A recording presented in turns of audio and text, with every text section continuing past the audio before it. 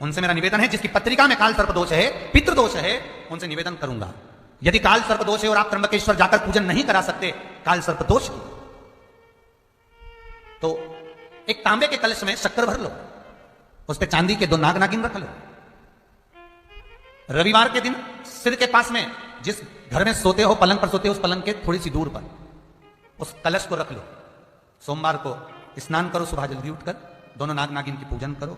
घर में किसी से ज्यादा बात ना करो। स्नान कर कर पूजन कर कर थोड़ा सा कटोरी में कच्चा दूध लेकर उस नाग नागिन पर चढ़ाकर पूजन कर कर सफेद फूल 2 चढ़ाकर उस कलश को ले जाओ और शंकर जी के शिवलिंग पर ऐसे अर्पण कर दो।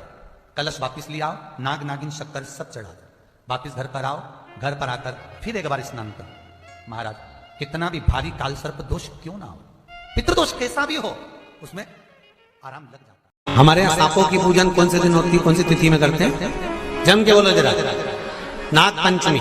नाग पंचमी का मतलब क्या है? सांपों की पूजन करो। नाग पंचमी का मतलब होता है शंकर जी के मंदिर में जाकर 1 लोटा जल समर्पित कर दो। उसका कारण क्या है कि हमारे परिवार में, हमारे कुटुंब में परिवार में कोई 7 पीढ़ी के अंतर्गत भी अगर कोई जीव तड़प रहा होता है, पड़ा हुआ होता है, उसकी मुक्ति नहीं होती है, तो पंचमी का चढ़ा हुआ जल उस जीव को प्राप्त हो जाता है और वो जीव तर जाता है, उसका फिर जन्म नहीं होता, वो तर सर्प लोक में तो वहां शास्त्र कहता ना कि जैसे कोई सांप मान लो आपको दिख गया और ऐसा लग रहा है कि ये डसने वाला है या पास में आ गया या अपने घर में प्रवेश कर गया, तो नगरम नगरम नगरम नगरम नगरम नगरम इस संबोधन को बोला जाता है। तो सांप 15 मिनट के अंदर बाहर निकल के भाग जाता है,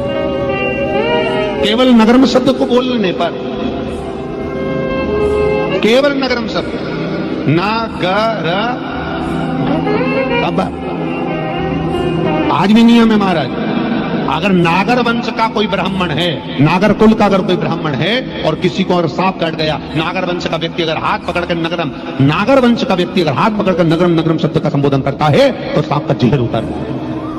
जिस व्यक्ति को स्वप्न में सांप दिखे, स्वप्न दिख रहा हो, सांप दिख रहा हो, बहुत सांप नजर आते हो, जिसके घर में छोटे छोटे बच्चे सांप के निकलते हो, सर्प नजर आते हो, रात्रि को सपने में भी सांप दिखे और सुंदर, जिसको नींद नहीं आती हो, रात को टेबलेट खाकर सोना पड़ रहा हो नींद की, कुछ नहीं करना चाहिए।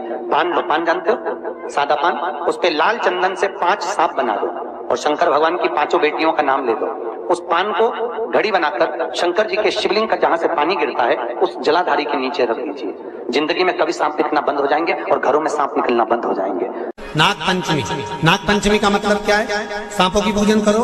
नाग पंचमी का मतलब होता है शंकर जी के मंदिर में जाकर 1 लोटा जल समर्पित कर दो। उसका कारण क्या है कि हमारे परिवार में, हमारे कुटुंब में कोई 7 पीढ़ी के अंतर्गत भी अगर कोई जीव तड़प रहा होता है, पड़ा हुआ होता है, उसकी मुक्ति नहीं होती है, तो पंचमी का चढ़ा हुआ जल उस जीव को प्राप्त हो जाता है। आप यहाँ पर नाग पंचमी का पूजन करते हैं नाग देवता की, तो नाग देवता की अगर आप पूजन कर रहे हैं नाग पंचमी का, तो ये विचार मत करना कि नाग पंचमी पर अपन नाग की पूजन कर रहे हैं। नाग पंचमी के दिन अगर हम पूजन कर रहे हैं तो भगवान विष्णु की कर रहे हैं। किसकी पूजन कर रहे हैं? भगवान विष्णु।